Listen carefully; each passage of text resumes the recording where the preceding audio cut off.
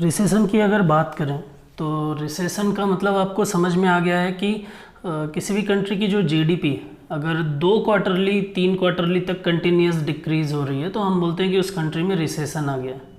और किसी भी कंट्री के लिए ये जो रिसेशन की कंडीशन होती है ये इतनी अच्छी नहीं मानी जाती। ये सारी चीज़ें आपने पहले ही पढ़ रखी। तो आज का जो हमारा टॉपिक है वो है 2007-8 में जो यूएसए में रिसेशन आया था। तो आज हम उसी के बारे में बात करेंगे कि आखिर ये अमेरिकन रिसेशन 2007-8 है क्या यूरोजोन क्राइसिस था, क्या हाउसिंग क्राइसिस था, कैसे डबल डिप रिसेशन जैसी चीज़ें हमको देखने को मिली थी। मैं हूं प्रशांत सिंह, स्वागत है आपका 10 सिलेबस के यूट्यूब चैनल पर। तो आइए शुरू करते हैं। तो रिसेशन या अमेरिकन रिसेशन की अगर हम बात करें तो अमेरिकन रिसेशन जो आया था मेनली आया था चीप मनी पॉलिसी और सब प्राइम लेंडिंग के कारण। अब ये चीप मनी पॉलिसी और सब प्राइम लेंडिंग क्या है तो थोड़ी देर में आपको एक एक करके ये सारी चीज़ें क्लियर हो जाएंगी। आइए देख लेते हैं कि हमको पढ़ना क्या क्या है या इस टॉपिक में क्या क्या मेन चीज़ें हैं। तो प्राइम लेंडिंग क्या है, सब प्राइम लेंडिंग क्या है, cheap money policy, double dip recession, housing crisis, eurozone crisis और उनकी हम बात करेंगे। तो पहले बात करते हैं कि प्राइम लेंडिंग। तो प्राइम लेंडिंग आप एक एग्जांपल से समझ लो कि जैसे मान लीजिए कि मुझे पता है कि मेरा एक फ्रेंड वो अगर मुझसे पैसे लेगा तो वो रिटर्न कर देगा क्योंकि उसकी जो हिस्ट्री है मेरे साथ में ट्रांजैक्शन में वो सही है। तो इसी तरीके से बैंक में कुछ कस्टमर ऐसे होते हैं जिनका बैंक के साथ में ट्रांजैक्शन जो होता है वो बहुत अच्छा होता है या उनको बैंकों को उनके ऊपर फेथ होता है। बात समझ में आ रही है। तो बैंक ये मान के चलते हैं कि अगर हम इनको पैसे देंगे तो हमारा पैसा डूबेगा नहीं। तो ऐसे कस्टमर जो होते हैं वो प्राइम कस्टमर कहलाते हैं और उनको दिया जाने वाला जो लोन है वो प्राइम लेंडिंग कहलाता है। बात समझ में आ रही है। सेकंड है हमारे पास में सब प्राइम लेंडिंग। जो क्राइसिस था, जो यूरोजोन क्राइसिस था या जो अमेरिकन रिसेशन आया था उसका सबसे बड़ा रीजन जो था वो सब प्राइम लेंडिंग ही थी। सब प्राइम लेंडिंग है क्या? तो अगर मैं ऐसे लोगों को पैसा देता हूं जो रिटर्न करने की मुझे कोई गारंटी नहीं दे रहे, जिन्होंने मुझसे पैसा लिया लेकिन ये नहीं बता रहे कि कब रिटर्न करेंगे, या अगर रिटर्न नहीं करते हैं तो उसके बदले मुझे कोई सिक्योरिटी नहीं दे रहे हैं, तो अगर मैं फिर भी ऐसे लोगों को पैसा दे रहा हूं तो मेरा पैसा डूबने के चांसेस जो हैं वो डाउन होंगे ही होंगे। सेम केस अगर बैंक की हम बात करें तो बैंक क्या कर रहा है, बैंक ऐसे कस्टमर को भी लोन प्रोवाइड करता है कभी कभी जो उस लोन के बदले में किसी भी प्रकार से कोई सिक्योरिटी नहीं देते, या बैंक को पहले से ही अनुमान होता है कि ये पैसा हमारा डूब सकता है लेकिन फिर भी बैंक क्या करता है, बैंक उनको लोन जो है वो प्रोवाइड करता है। तो ऐसे कस्टमर जिनका एक अच्छा हिस्ट्री या एक अच्छा इतिहास नहीं होता है फिर भी बैंकों के द्वारा उनको लोन प्रोवाइड किया जाता है, तो ऐसे कस्टमर को हम सब प्राइम कस्टमर बोलते हैं और ऐसे लोन को हम सब प्राइम लेंडिंग बोलते हैं। बस समझ में आ रही है। तीसरी चीज कि कोलेटरल डेब्ट ऑब्लिगेशन, ये एक टर्म है जो आपको समझना जरूरी है क्योंकि जब मैं आपको ये केस बताऊंगा तो इस टर्म का यूज वहां पर आएगा। तो कोलेटरल डेब्ट ऑब्लिगेशन होता क्या है? तो अलग अलग अगर हम टर्म के बेसिस पे बात करें तो कोलेटरल का मतलब होता है सिक्योरिटी, डेब्ट का मतलब होता है कर्जा और ऑब्लिगेशन का मतलब होता है दायित्व। बस समझ में आ रही है। तो ये क्या है, ये एक प्रकार का, अगर बैंक के टर्म में बात करें तो एक प्रकार का बैंकों के द्वारा जारी किया गया एक सिक्योरिटी है, एक बॉन्ड है जो अलग अलग कंपनियों के द्वारा इंश्योर्ड किया जाता है और बैंक इसके बदले में फिर क्या करता है, बैंक इसको रिलीज करता है, मार्केट में सेल करता है। अलग अलग कंपनियां, इन्वेस्टमेंट बैंकिंग कंपनीज जो हैं वो इस पे इन्वेस्ट करती। बात समझ में आ रही है। तो ये करता क्या है, ये एक प्रकार का बॉन्ड के फॉर्म में काम करता है जो बैंकों के द्वारा और इन्वेस्टमेंट कंपनियों के द्वारा रिलीज किए जाते हैं। इसका यूज जो है वो थोड़ी देर में आपको समझ में आएगा कि क्यों हम सीडीओ की बात कर रहे थे। बात समझ में आ रही है। नेक्स्ट टर्म है हमारे पास में क्वांटिटेटिव ईजिंग। यूएस की इकोनॉमी की अगर बात करें तो सबसे ज्यादा इंपॉर्टेंट टर्म जो है वहां के लिए वो QE ही है। बात समझ में आ रही है। आखिर ये है क्या? तो जैसे मान लीजिए कि एक इकोनॉमी में एक कंपनी, बड़ी कंपनी जो है वो डूब रही है, ठीक है, धीरे धीरे कंपनी डूब रही है, तो वहां पर गवर्नमेंट क्या करे? गवर्नमेंट ये सोच सकती है कि चलो कंपनी डूब रही है तो डूबने देते हैं उसको, हमको कोई मतलब नहीं होता। बात समझ में आ रही है। लेकिन जब हम अर्थव्यवस्था की बात करते हैं, जब हम इकोनॉमी की बात करते हैं तो वहां पर ऐसी चीजें देखने को नहीं मिलती क्योंकि हमको पता है कि सारी चीजें जो हैं वो एक दूसरे से लिंक हैं। उस कंपनी की डिमांड जो है वो दूसरे कंपनी की डिमांड पर बेस्ड।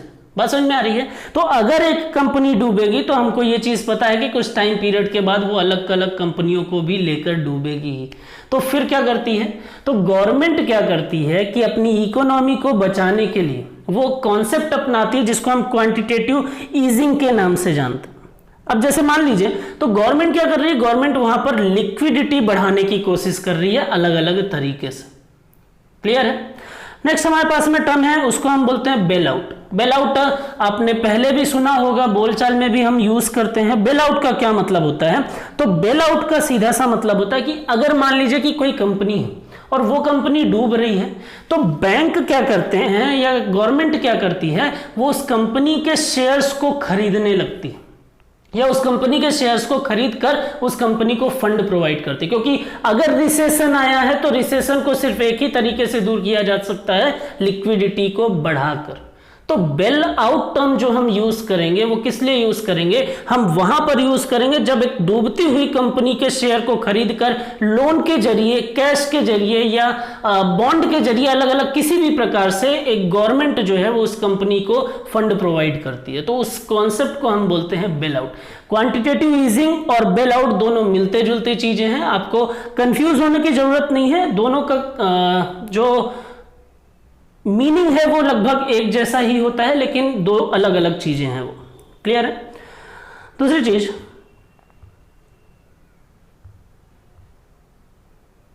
Cheap money policy.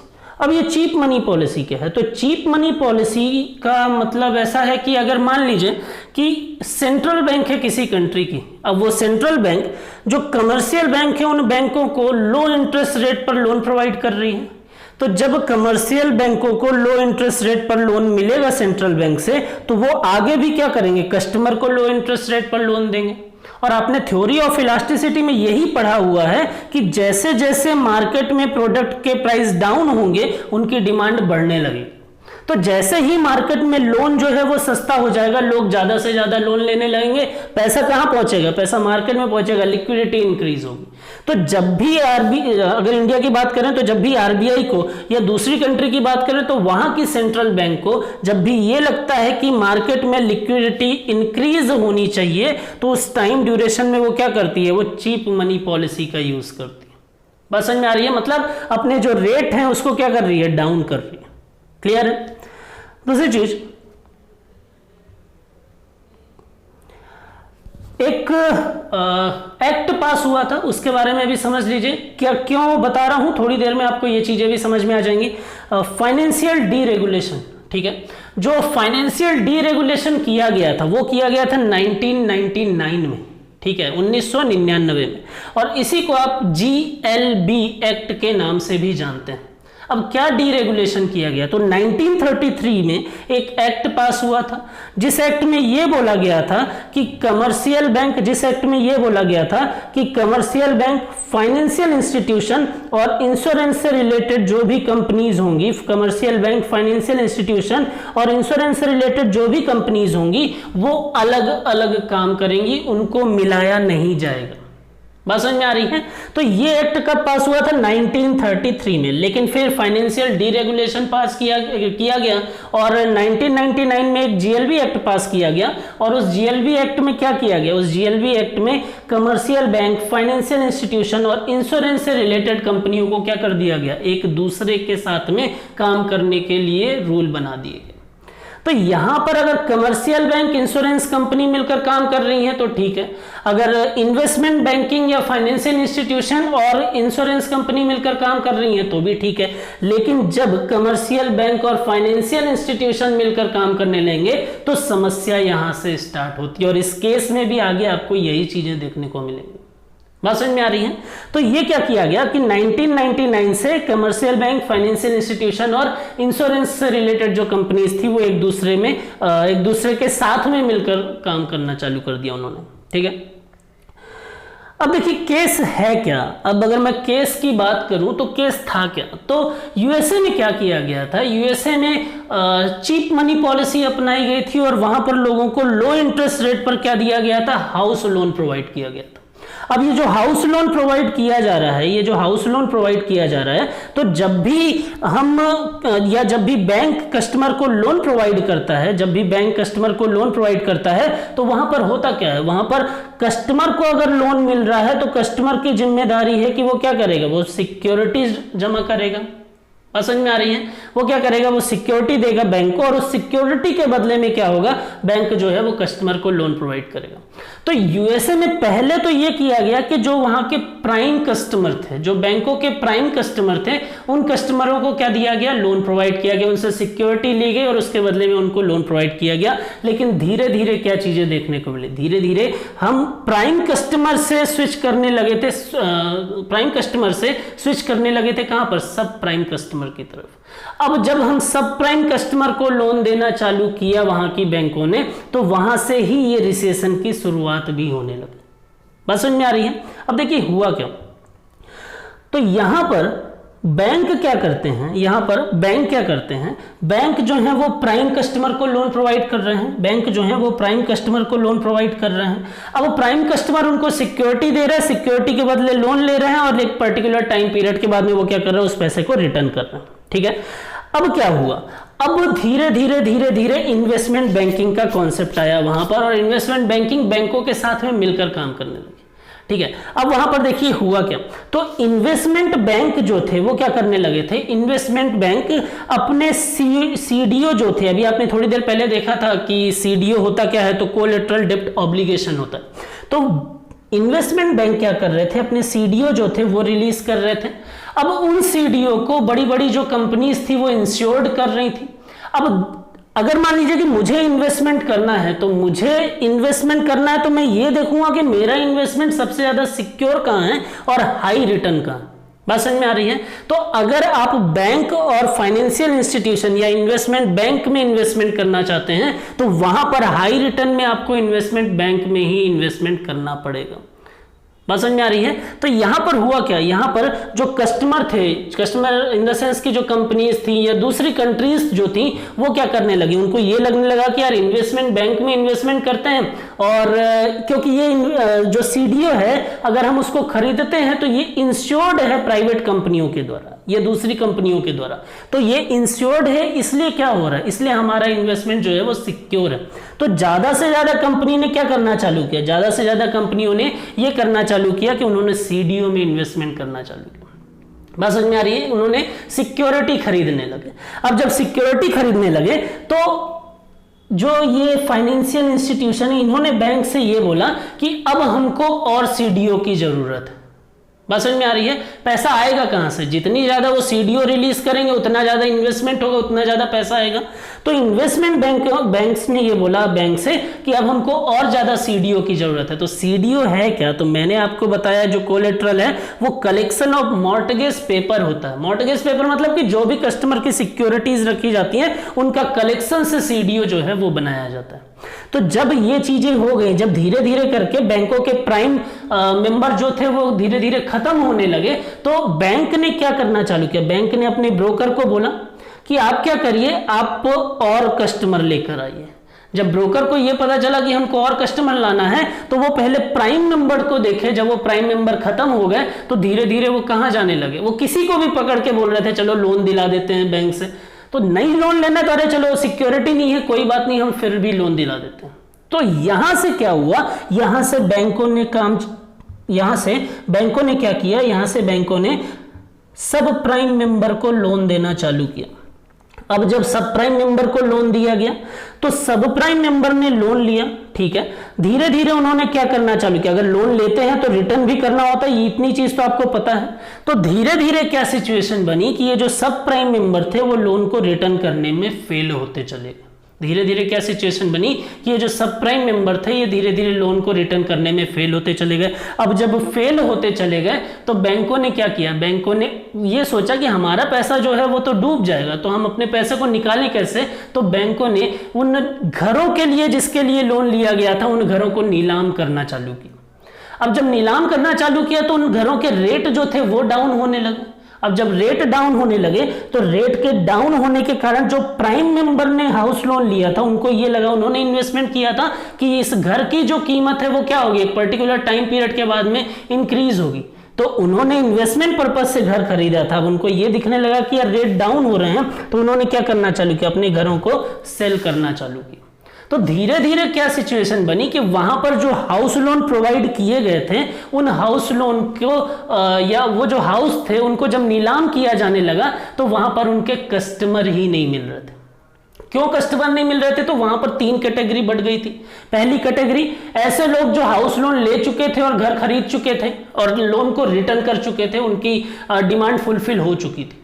दूसरे लोग ऐसे थे जिनको घर चाहिए था, उन्होंने लोन लिया और लोन लेने के बाद वो रिटर्न करने में फेल हो गए। और तीसरे लोग ऐसे थे जिनको पहले भी घर नहीं चाहिए था, तो वो आज भी नीलाम होगा तो घर की डिमांड नहीं कर रहे थे।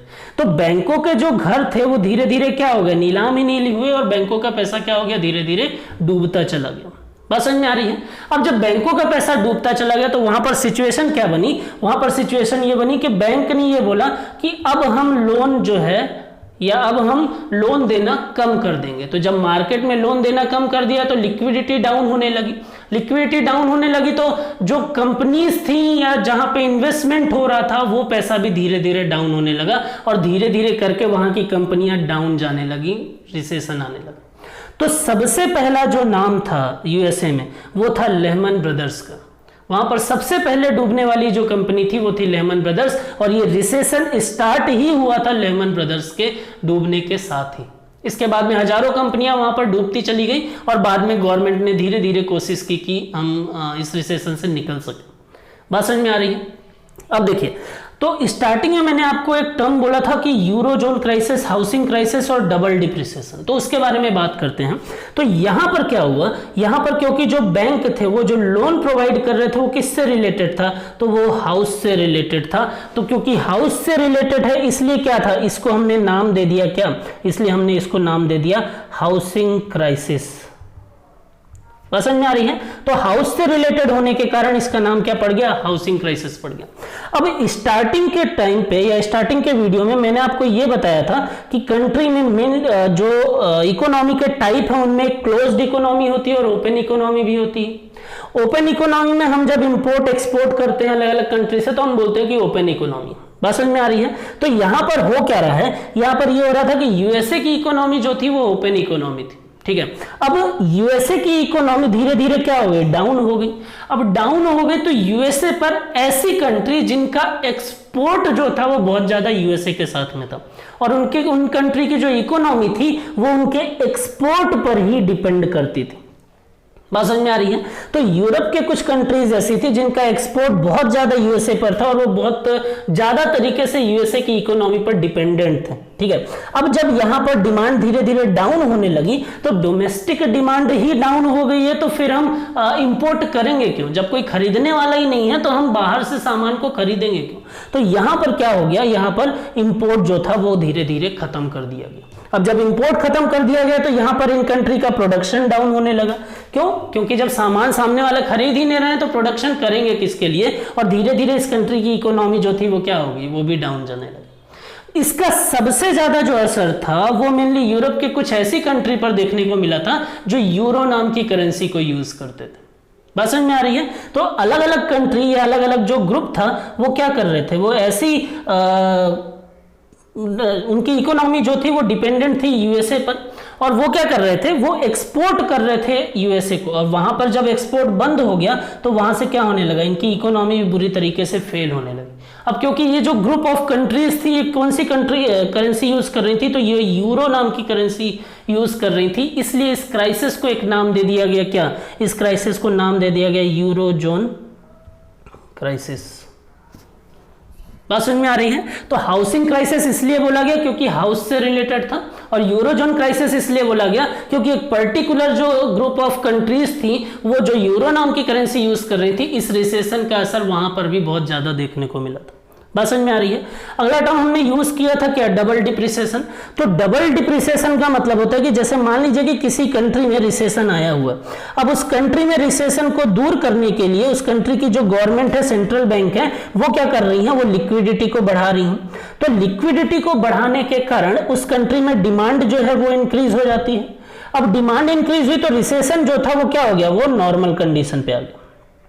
ठीक है, तो रिसेशन क्या हो गया, रिसेशन नॉर्मल कंडीशन पे आ गया।